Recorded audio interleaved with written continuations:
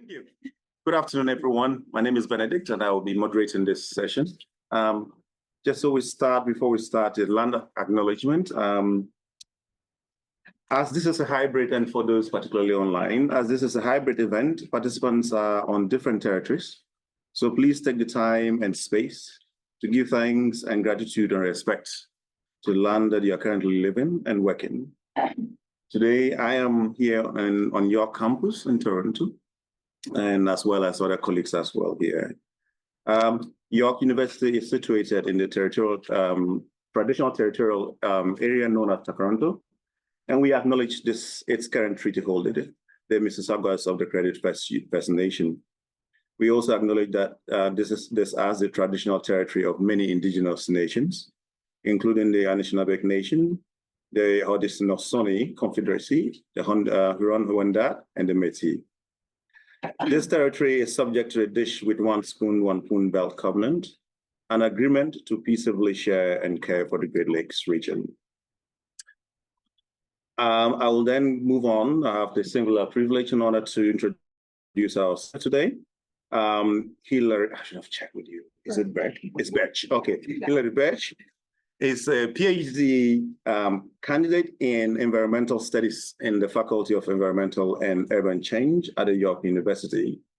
Her PhD explores the urban governance of water quality in Lusaka, Zambia.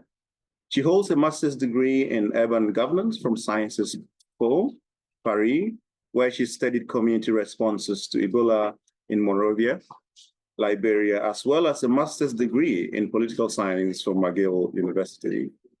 Hillary is a Dudley Global Health Graduate Scholar in Planetary Health, and her research is supported by SHEC, a SHEC Doctoral Fellowship, and an IDRC International Doctoral Research Award.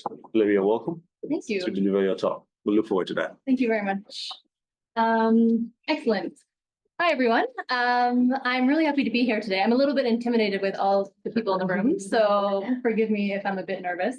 I was trying to remember the last time I was here presenting my own work, and I think it was like 2 years ago, and I didn't even know what my case study was going to be.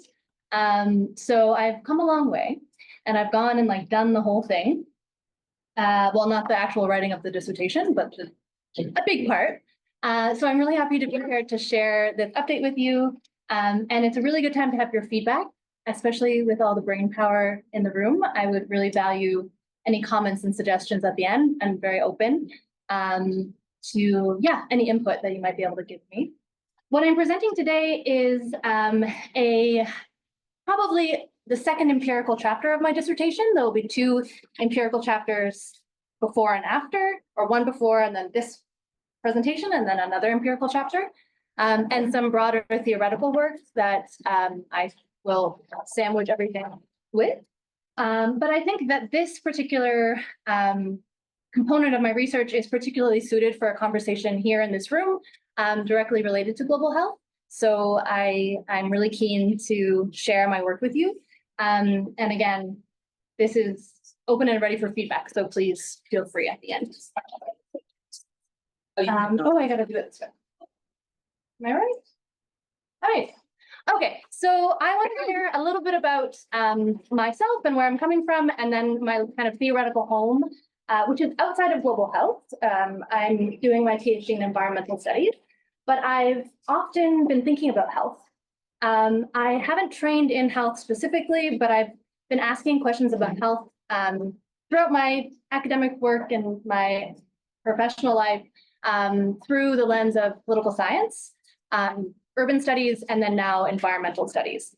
So I've always found that this approach to understanding health through the questions of politics has been really productive, because I think health is an inherently political question. And right now I'm trying to understand questions of health through the lens of environmental studies, which is bringing together questions of the ecological and the social, so I can ask my questions of politics somewhere in the middle. And my kind of home right now is in urban political ecology, which is a field that I'm hoping to make maybe the most direct contribution to.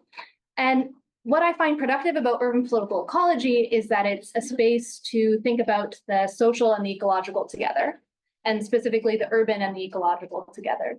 So this is the idea that there is no city that is outside of nature, and nature is not separate from the city. In fact, these are processes that are co-constituted. So the city is as natural as a forest, and the forest is implicated in urban processes, even if it might not be directly linked in our perception. And in urban political ecology, there's been a lot of thought around water. Water has been a really productive material to think about this process of the urban and the ecological coming together. And a lot of people have theorized how water is brought into relationships of inclusion and exclusion in urban space, particularly around who has access to water and why not. So it's a material that's really useful for thinking about the co-constitution of the social and the ecological. But one thing that, especially me, because I'm interested in health, that I noticed was missing in the literature is that when water is thought of in this space, it's thought of as kind of a static material. And the quality of water and its porousness and how it affects places and people isn't really thought of in the theorization. And I don't have to tell people here why water quality is important.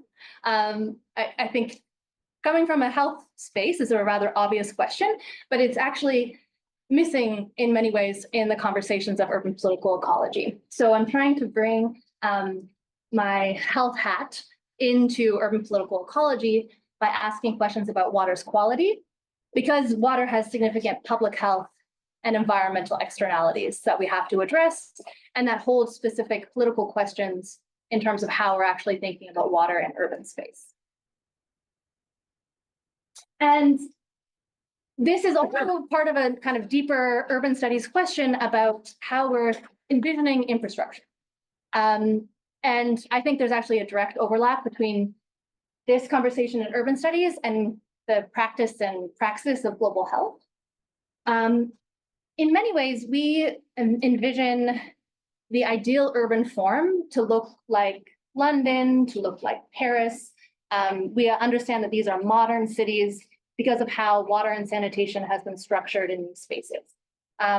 Water moves in one flow, waste moves out in another, and it's typically a municipally controlled, centralized process.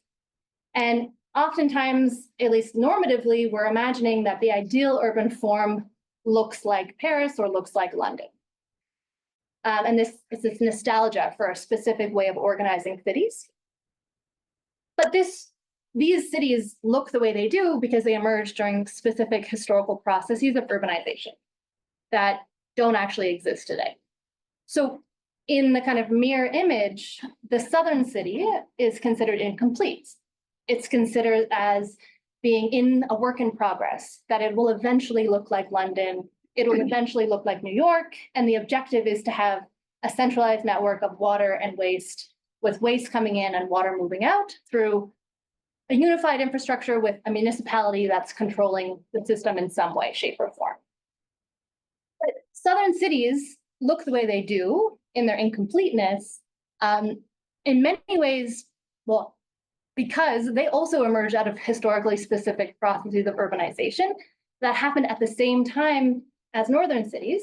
But these processes were informed by colonial projects of segregation and racism that left cities incomplete, if we're using the frame of the North to frame the South. And if we're trying to achieve completeness in these infrastructures, which may be the best way to deliver health and maybe the best way to deliver water quality, we're actually dealing with totally different processes of urbanization, which might change the possibilities or the outcomes of this ideal urban form. So when I'm thinking about my research, I'm also thinking about how to bring urban studies into conversations with these nostalgias for specific infrastructures. And I think health actually provides a really good opportunity for us to interrogate this nostalgia that we might all implicitly want to act upon when we're trying to influence the shape and form of cities. And this is where I see myself having a direct overlap with global health. in many ways, this challenge of kind of the incompleteness of the southern city is directly related to projects of global health, which try to deliver quality drinking water to everyone. And this is a quote that I really like to use, and I've shared here actually at the Valley before, because I think it speaks to this tension that global health practitioners are often engaged in, where there's the immediate goals of health that we're trying to achieve, the immediate response that we're trying to deliver, but the political question of delivering something at a much larger scale is something that global health isn't necessarily adept at addressing.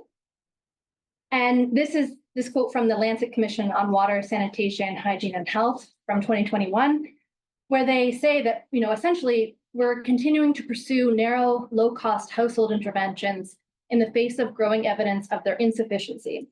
And they're saying that this pursuit of this specific scale and specific way of delivering universal access to services is actually inhibiting the national systems that might be required to deliver safely accessed services for everyone. So I think this is a direct connection to that nostalgia that I was speaking of in the last slide. And I really, what I'm trying to do in my work through thinking about water quality from a governance and political perspective is to understand how these two fit together in practice and to think about ways that we can maybe go beyond the loggerhead that we're at to imagine ways that we both can improve immediate outcomes but contribute to stronger systems. So that was the theory. That was where I'm kind of like coming from, and I hope it gives at least enough background to understand why I'm asking the questions that I am. What I'm going to speak of for the rest of the presentation is early effort to make sense of my fieldwork. I was in Lusaka for 6 months from May to November of last year. And while I was there, I was trying to follow the urban water cycle. So I was thinking of how water quality changes as water moves in a city. And I was following abstraction, treatment, and waste. And I'm speaking to you today about that middle section. I had the really excellent luck to work with two research assistants, Teresa Hambakoma and Shraf Malao. You can see them in the photo here. And yeah, they helped me in a myriad of ways that I can't even begin to describe. When I was there, I did interviews with essentially anyone and everyone who would talk to me about water quality from different scales, different locations in the city. And yeah, I still have to make sense of those interviews. And then with Trust and Teresa, we conducted focus groups in 2 informal settlements, Chaitha and Kamlanga. And there's data from those focus groups, which I'll speak about today. And my research was supported from a grant from the IDRC. So if you're not familiar with Lusaka, I'll just give a very quick introduction. It's the capital of Zambia. You can see it here in the map. It's one of the fastest growing cities in the Southern African region. So it has a growth rate of around 4.5% per year and a population of over 3 million people. It is perhaps very emblematic of the incomplete southern city, and I use that in quotations. Piped water reaches 85% of the population, but that's often in some kind of communal kiosk, water kiosk, and doesn't account for intermittent flows of water. People often only receive water for a couple hours a day. Sewerage is essentially non-existent. 15% of the city is on a sewer, but there's no functioning wastewater treatment plant at the moment in the city. And 73% of the population is on an on-site sanitation system of some kind with varying degrees of quality. I'm going to talk about the challenge of drainage and flooding in relation to cholera in just a second, but that's a perennial challenge. It's actually right now there's really intense rains and massive flooding. And then groundwater is something I'm really interested in understanding. I don't have time to talk to you about that today, but Lusaka is unique in many ways because most of its water comes from groundwater, which is accessed directly, literally under people's feet. 75% of the water used in the city is from the ground. These are just maps just to visualize a bit of that incompleteness that I use in quotations. The red here is the current water network. 85% of people have some kind of access to the piped water connection, but again, often only in the form of a communal water kiosk and only for a couple hours a day. And then the sewer network looks like this. in the blue. Not many people are on the sewer network, and most of people use on-site sanitation in some capacity. So there are many reasons I was interested in Lusaka as a case study, but I was particularly interested because of the perennial challenge of cholera that the city faces. People talk about it as an annual ritual. It's rainy season is cholera season in Lusaka. Since 1977, cholera has been identified in Lusaka, and there's only been a handful of years where there hasn't been a cholera case detected. So it's really like, it's endemic in many ways, and it's something people expect in the rainy season. And there was a really significant outbreak while ending just as I arrived in Lusaka from October 2023 to July 2024, where over 23,000 cases were detected and more than 700 deaths, with most of this concentrated in Lusaka itself. So it's like a huge challenge. And climate modeling suggests that it's likely cholera will become even more of an urgent challenge in the city as the region will experience less rains, but more intense periods of rains, which will lead to flooding, which will then mix fecal matter with water, and we'll see cholera reemerge yet again.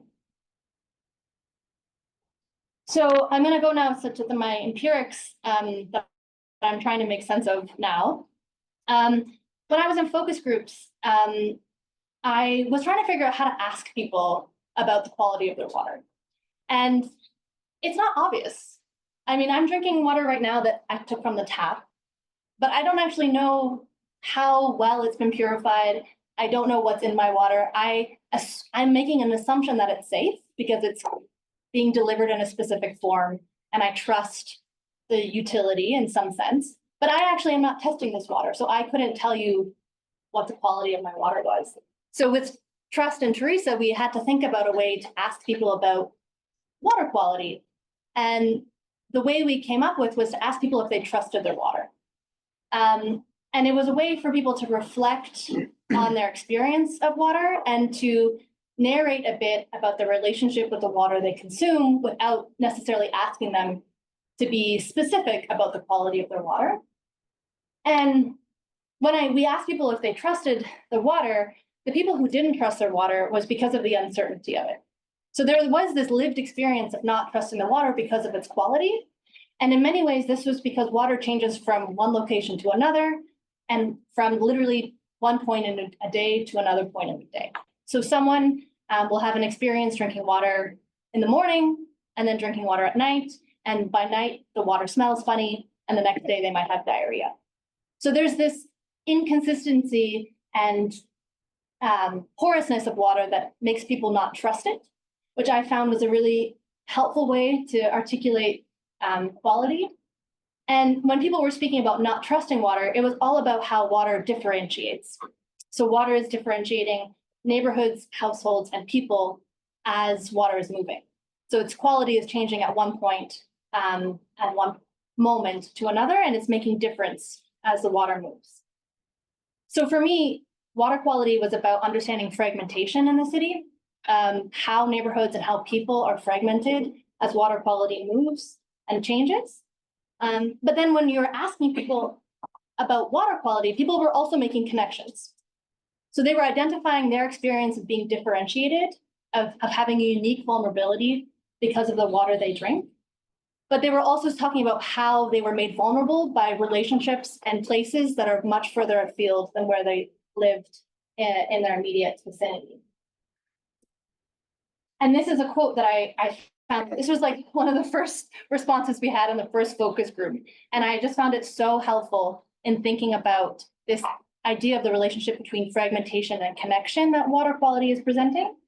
And this is a young person in Kamlanga who, when asked about if they trusted the water, they said, "We do not know where the water comes from. Someone has to purify a large amount of water. This water passes a lot of places by the time it gets to our place. Plus, the pipes have leakages. Just there, where there is a leakage, you can find germs and other things enter the water. Yes, the Lusaka Water and Sanitation Company people do not come to check on the pipes regularly." So I find this is a very compelling illustration of how the experience of poor water quality is about relationships and about connections to other places and even authorities that are responsible for providing water quality. So here this person is talking about, there's someone should be purifying this, but we don't actually trust that they're doing this. This water is moving from one community to another. These pipes, which is exactly this image here, have leakages. How can we trust that people are maintaining these pipes? And the responsible authority isn't here. We don't see them. So why would I trust this water? So this is all about connections, even if the experience is itself about being differentiated. So this is where global health comes in. And this is where we're going to talk about chlorine now. When I was in Lusaka, the way people talked about treating water was through chlorine. Chlorine was the most basic method and the most common means of providing drinking water. And the WHO recommends a free chlorine residual, so an FCR, at between 0.2 and 0.5 milligrams per liter at the point of use. So this is where you're drinking the water. And this means that essentially, if this threshold is met, there's enough chlorine in the water that you can guarantee that there's enough active chemical that if there is a bacteria that has entered your water source, it can still eat it. It can still consume it, and you can have clean water. And this is like literally a global standard. This is the objective of the WHO to achieve this standard of quality in any location in the world, in a refugee camp, in Toronto, in Lusaka. It's really about creating the opportunity to bring together the fragments that we all experience through our water quality through this application of a chemical. And it doesn't matter where you live, if we can achieve this for you, you at least have some guarantee of health in your water. So I really have been thinking about how chlorine is a way to resolve this differentiation that water quality presents. And it's about applying this global model to an incredibly specific location. And it's a very powerful tool in terms of delivering health. So in Lusaka, because I entered just at the end of this cholera outbreak, I talked to a lot of people at UNICEF and the Ministry of Health who were involved in a massive effort to measure free chlorine residuals in the water at different water points at different times during the cholera outbreak. And this was a huge effort. Free chlorine residuals have been tested often in various moments of cholera, but this was a deliberate attempt to test many locations over time and aggregate this information into a map, which I'll show you in a second. And what I realized is this effort to measure the free chlorine residual was about not only specifying fragments, so identifying specific locations where things weren't going well, where there wasn't enough chlorine, but then also in this effort to map was about making visible the whole, was about demonstrating where these vulnerabilities are and where this lack of promise of health actually exists in the city. So this is the dashboard of this mapping exercise that UNICEF and MOH did in Lusaka. And you can see here, this is the type of water source that was measured, household tap, emergency water tank, community kiosks, schools, clinics, etc. This is the level of free chlorine residuals that were detected. Pink is like not good enough, almost none or none. The orange is approaching standard, but probably should have more. The bluish green here is enough, and the blue is too much. And this is the measurements that were taken from late January 2024 up until I think August of last year. So it was a massive effort with thousands of tests. And this is the map. This is the aggregate number of tests and the aggregate location of all of the free chlorine residual tests, where again, the pink is not enough, orange is approaching standard, green is good, and blue is maybe too much. And I had to think, I'm like, okay, well, what is this really showing? Like, yes, these are free chlorine residual tests. These are measurements of specific times and specific places. But what does this actually do when we aggregate and then seek to demonstrate something like this on the map. And then part of me was saying, okay, isn't it showing the same thing? This is the cholera, well, not this cholera outbreak, but a major cholera outbreak that happened in 2017, 2018. And these are cholera cases. So the red dots here are positive cases of cholera and their rough geographic location in the city. And in many ways, this map looks like this map. There's some reasons for this. Testing was prioritized in areas that were already made vulnerable to cholera. So there was reasons to choose areas to test and not test. And of course, if you don't have enough chlorine in your water, you're likely going to become a positive case if there's bacteria in your water source. But I think I'm working on an argument that is saying that this is both quantitatively and qualitatively different in what it's communicating than just pinpointing disease on a map. And I think it's about this, well, first of all, I think this can obfuscate a lot. There are many reasons that someone could become positive with cholera. And oftentimes there's a reason to assume that it's individual behavior and individual actions that made someone vulnerable. So people didn't wash their hands. People didn't wash their food in the right amount of water. There's too much fecal coliform on their floor, and then that picks up on their feet or ends up on another surface, and then they consume it. There's myriad of reasons why someone might be positive for cholera in these communities because of the living conditions in which they have to survive.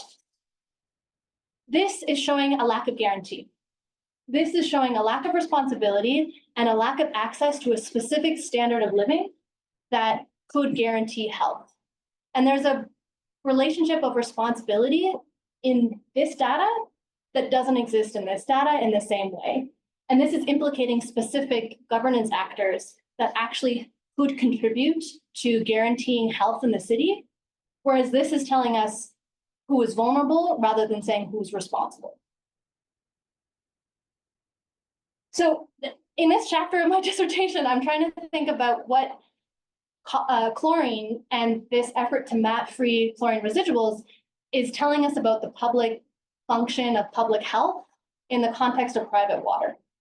And there's a conversation, I think, to be had about how the effort to measure free chlorine residuals is about providing a critique or an alternative to efforts to commercialize and privatize water, about demonstrating responsibility and relationships in a city that often aren't necessarily illustrated or are difficult to understand when we don't measure standards, when we don't measure a global application of a guarantee of health.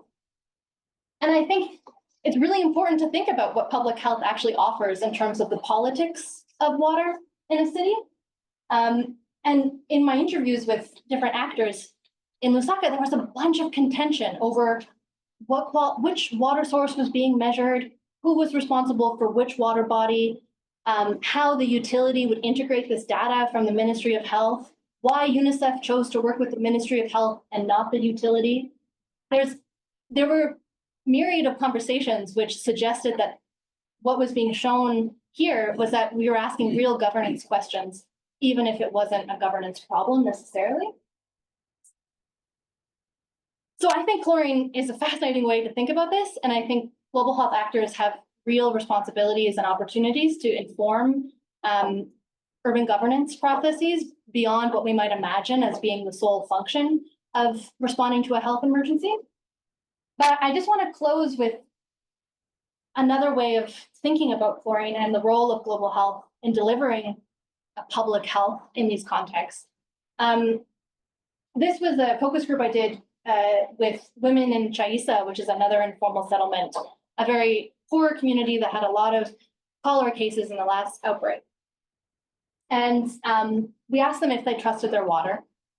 And it was really interesting in the way that they described how their experience of water quality testing changed their view of the water that they consume, but also that their knowledge of water changed, but their ability to adjust and adapt to the risks that they are living in daily remain the same. So this one woman said, we used to trust the water because we did not have tests like the ones that they use at the clinic. But when the Ministry of Health came to test the water during the cholera outbreak, we found that the water was not okay. It had a lot of bacteria. And then this other woman says, they, being Ministry of Health, they told us that we should be putting chlorine in the water, but we do not have money to buy chlorine because we have to buy water. So these women are well aware of the need for chlorine and what chlorine does for them in terms of a guarantee of health. But we're leaving them with no option in the sense of they need to buy water and they'll just have to deal with the consequence of drinking dirty water because they can't afford to buy chlorine. So in one way, we're offering a solution. And in another way, we're just entrenching the problem by no longer providing the solution when cholera ceases to be the issue.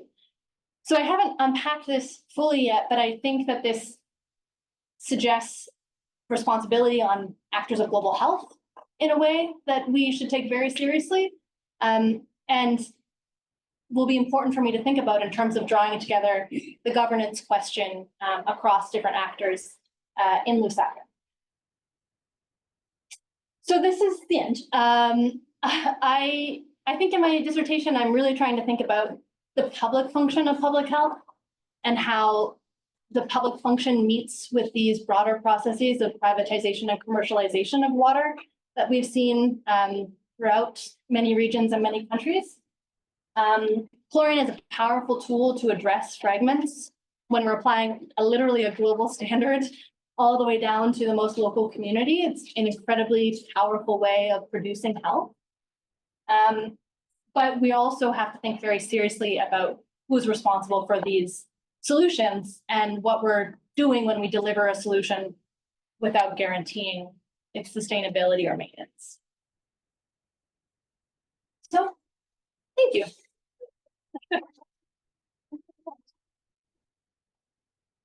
Thank you so much. I think that was very clear.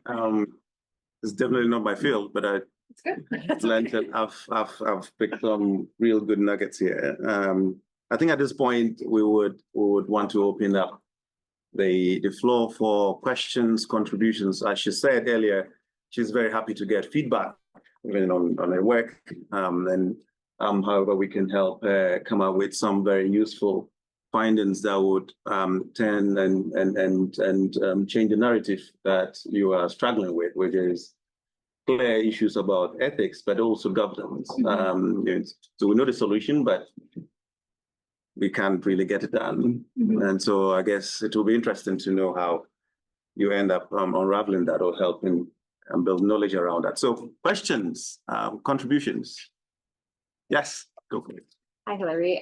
Thank you for such a great presentation. It's just so much to unpack. So just one thing that I was curious about while you were talking was you said you talked to those in the Ministry of Health.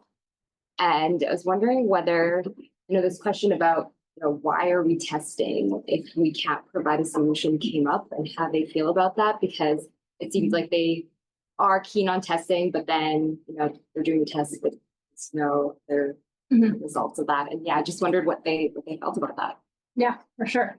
Do you want me to go one by one? Yeah, we have time. Thank you. I appreciate that. It was really interesting. The Ministry of Health people I spoke to said that they were there to put out fires. In many ways, they saw themselves as being the firefighting force. When something bad happens, they're there to solve it. And they have the human resources in many ways through community health volunteers to be able to go in and provide the manpower to test. But their mandate in the way that they conceive it is limited to the response side of health. So in some ways they feel even though they can identify the problem and they know that this is bad, they feel their hands are tied because they're not responsible for the water, technically. Whereas the commercial water utility is responsible. Their mandate is to provide quality water.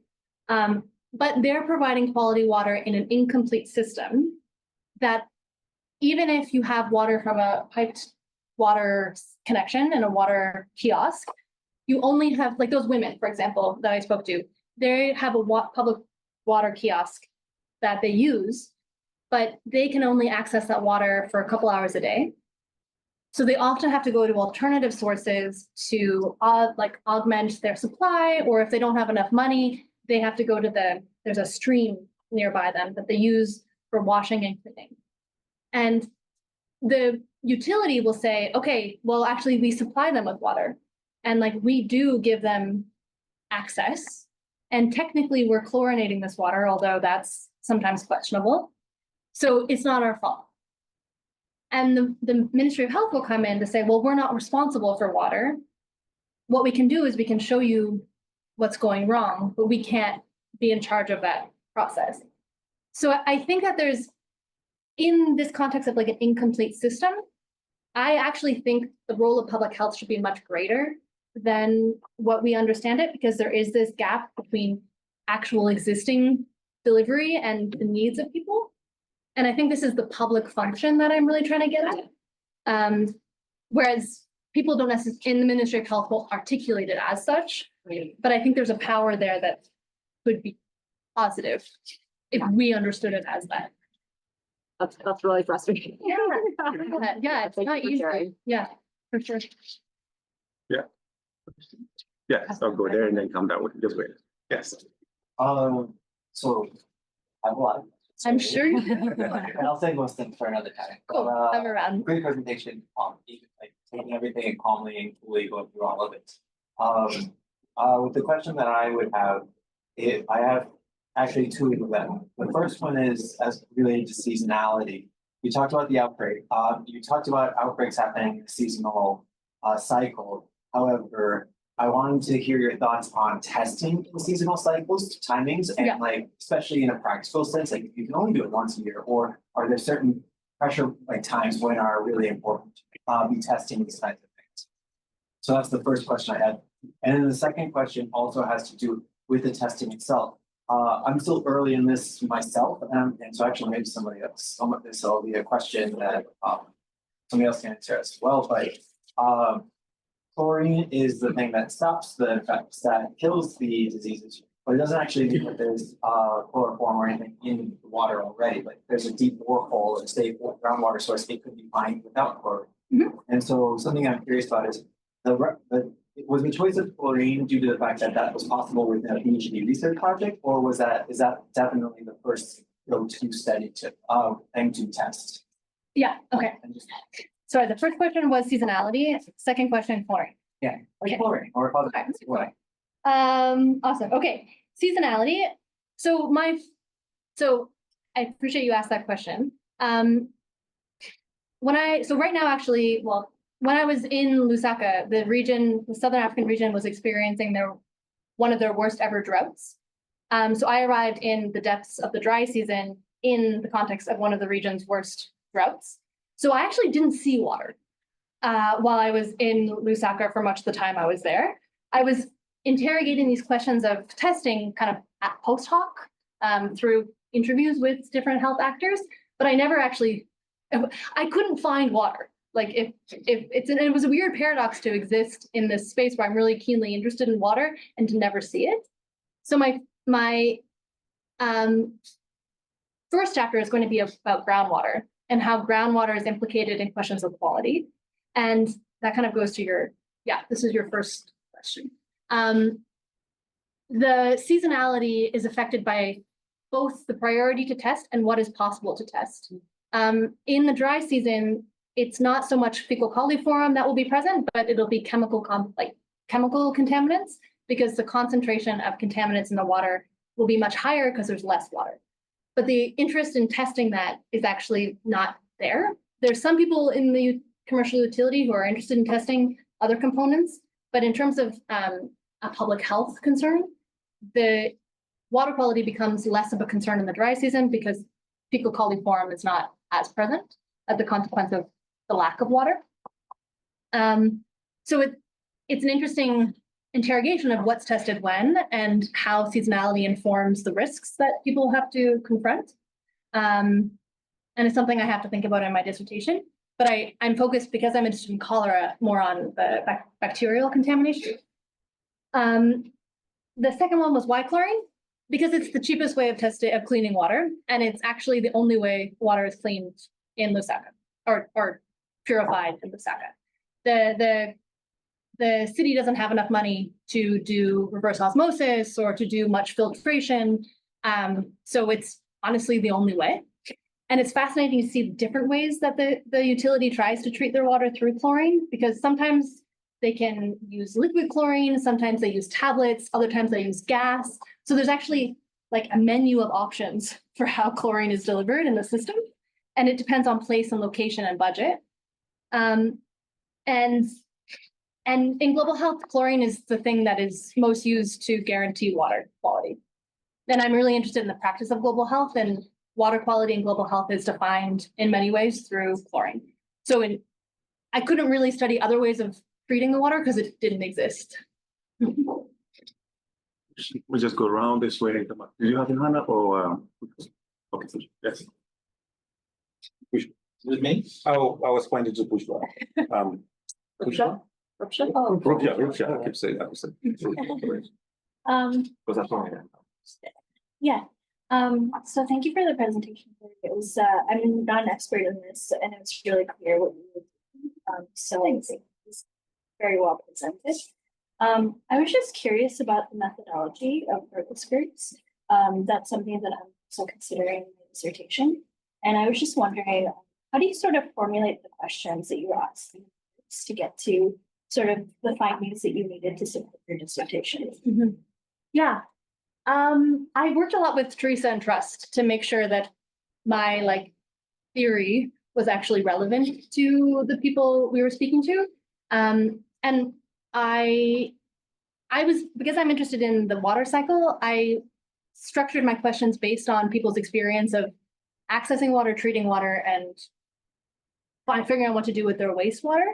And I wasn't too concerned about having like closed-ended questions or very specific ways of articulation. I really wanted to ask people's interpretation and experience. And I was also interested in specific types of water users. So I broke down my groups based on who was using what type of water. And in Lusaka, there's a lot of people who have private boreholes, and they're actually 50% of the water is supplied in Lusaka from private users.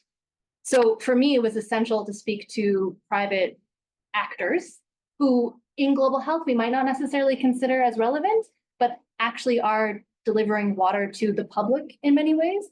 And I found that by expanding kind of my definition of who was implicated in delivering health and provided really productive discussions in focus groups that maybe conventional methods might not have assumed were useful. But I'd be interested to hear how you're thinking of doing your focus group. We can chat. Yeah, we can chat. Sounds good. I'm going to take 3 questions in a row. Yeah, and then, yeah, so I think that helps you kind of. I appreciate it. We'll start with Emma and Michael, and then we'll find out. Thank you very much. Mine is very short. Thank you. I was interested in what you were describing as water quality fragmentation. Mm-hmm. It wasn't very clear to me. Can you explain that again? Yeah, Okay. fragmentation. Michael? I'm just reacting to the conceptual framework. Please, yeah. From a UP perspective, I personally think that taking on water is very interesting because water is at the nexus of the ecological part and the sort of influence metabolic processes from the UP perspective. So I'm interested in knowing where you got from water at this nexus. Okay. Okay, you got it? Yeah, I've got Okay. fragmentation, UPE. Yeah, and then last one. I don't really have a question. It's more like Sure. reflection back to you. Yeah, on please. how to formulate it in certain ways. So there's a couple of threads that you mentioned here that I think were really important. You have governance in response to the question that's now on quantity, Mhm. supply, and how there's different priorities, and different right?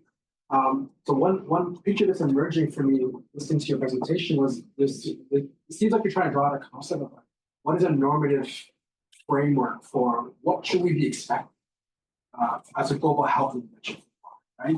Right now, like the WHO has a standard about quantity and quality, but often that quality is forgotten instead of quantity, right? When you have no water, you take any. Mhm. But the problem is that as soon as you get some water quantity, that becomes a passageway, a threat actually Yeah. for disease, particularly the constant cholera. So there's this real tension with water of being both an essential for life, Mhm. but being a threat to life. Mhm. If the quality pieces in that there. And it seems like in a lot of the formulation around quality, it's like, it's a nice to have, right? Let's get people water, important, but it's nice to have you get the quality right. No, it becomes a direct threat at a massive scale if the quality is there. So I think there's some like normative work to be done at a global level of how we think about water, Mhm.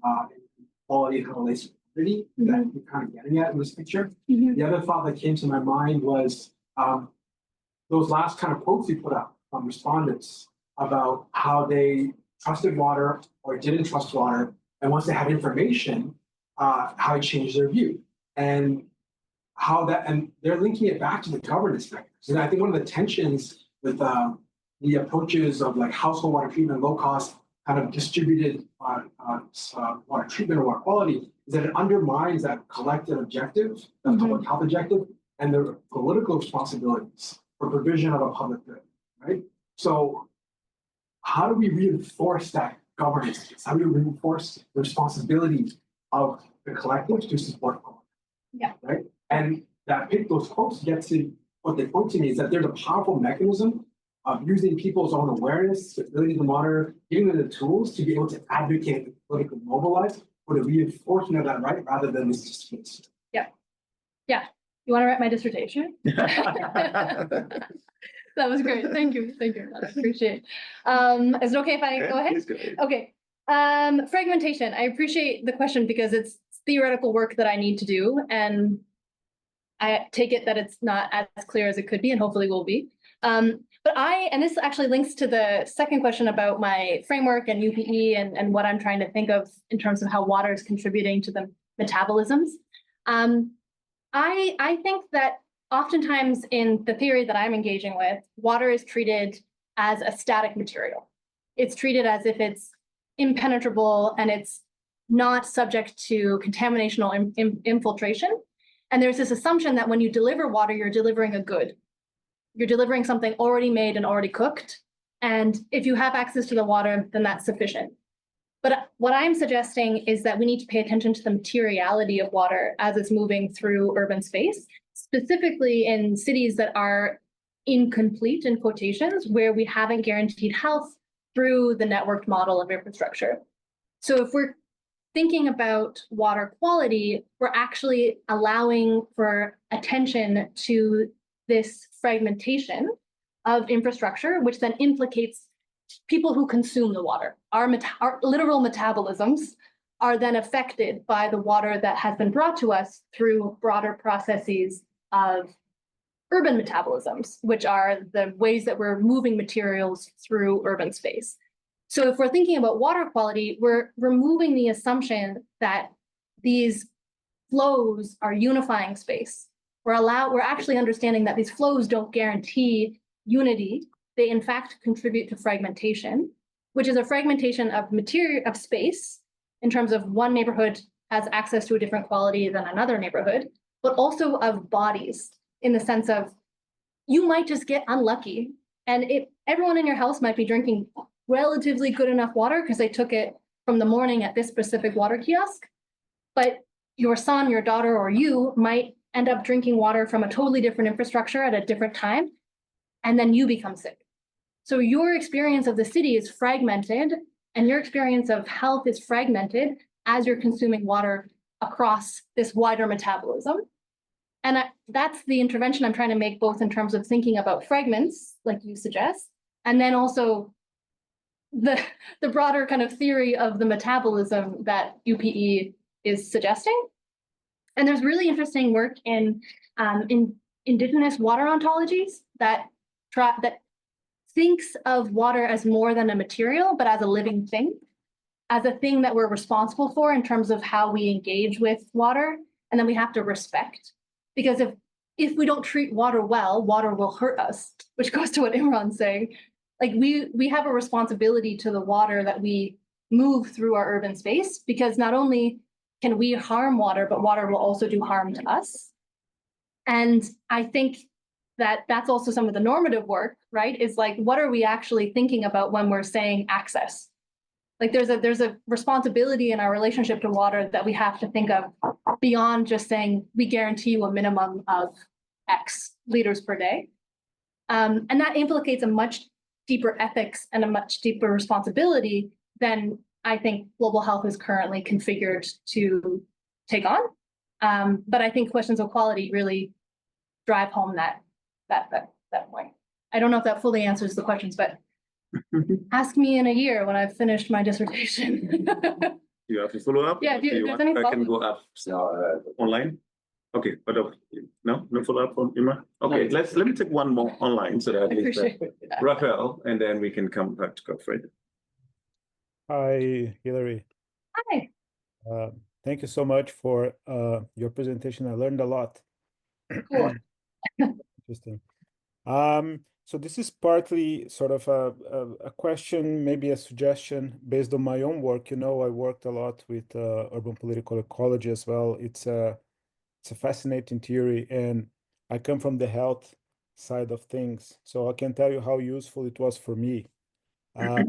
When you spoke of chlorine sort of illuminating systems fragmentations, I thought it was fascinating. I think it's a really useful way to perhaps see the fragments or the absence of fragments as hotspots.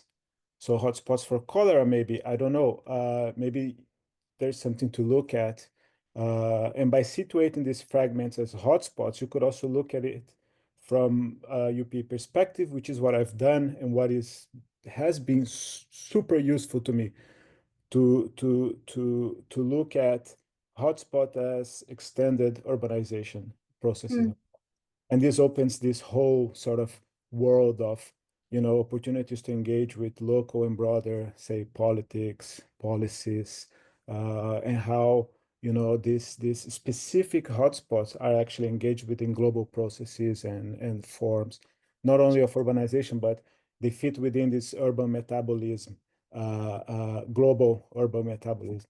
So this is just, I don't know if you had time to look into it, but if you haven't, this could be one way also to be more specific, you know, in terms of how you analyze these specific fragments that you were talking about. That's great. Thank you. Thank you so much, Godfrey. Sure.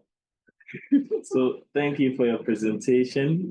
Certainly it's of great interest to some of us. We're always looking at the outcome of poor water quality in the lives of these most vulnerable populations. I was wondering whether in the politics of public water utility, who exactly did you talk to? I mean, and did you see a shift in blame as to who is responsible for what and what exactly is going on in the field? Two, if you did see some spatial inequality when it came to access to water quality, I mean, clean water. Is it the case that in some places they probably had probably better access and other places it wasn't? Because I do see that you did some studies in informal settlements, and for sure, I'm aware of the condition of the water in such settings. And so that is another. Three, did you see any differences between the public water utility and the role of privatized systems, right? Yeah. Certainly, this is a trend we have seen. It's been a lot of research in that area, but then we find that in some of the privatized systems, it is more likely they use other forms of filtration systems, which give them much cleaner water. And so if you could speak to that. And lastly, you know, I was looking at the maps, and I'm not sure if you are going to engage in that, but I was thinking if you could, using GIS mapping, you could overlay the maps for these, the hotspots where, you know, we had all this cholera, infections and overlay it with the hotspots for this drinking water or wherever chlorine has been added. I mean, it will give you a very good sense of what it. Looking at the maps, it might look like they are similar. Well, it could be. But doing that will give you a more objective way of assessing it and make a much stronger statement. That's great. Yeah. Thank you. Shall I go ahead? Okay. Because yeah, that's quite loaded. So. Yeah, you gave me 4 in 1. That was good. Thank you, Raphael. I haven't thought about hotspots as a kind of alternative to the idea of fragmentation, but I'm going to think about that more deeply. I appreciate the contribution. Godfred, okay, number 1, the public water utility and the responsibilities. That was the first question. Well, when I arrived, when I was leaving, actually, there was a contingent from another global health organization that was coming to have meetings with the utility to see how they could incorporate this data and to see how they could use this data to then internalize the fragmentations and chlorinate the water. I don't know if there is a shift necessarily in terms of the public responsibility on the utility side. In many ways, well, this is maybe my first chapter of the dissertation, the empirical stuff, is because there's always alternative water. So the utility can always obfuscate their responsibility because they can say, well, there's always the choice to come to our water if you aren't already on it. This is because of the way the water profile of Lusaka is that groundwater is accessible to anyone.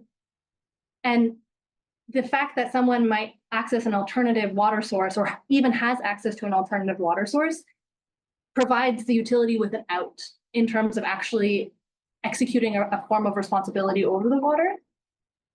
And I think it's a way of thinking about the privatization of water in a different way. I'm not answering your question very well, but the idea of a public responsibility within a commercial utility forced by this data, I think is something that isn't guaranteed because of the water profile of the city allows for people to opt in or opt out of certain water sources.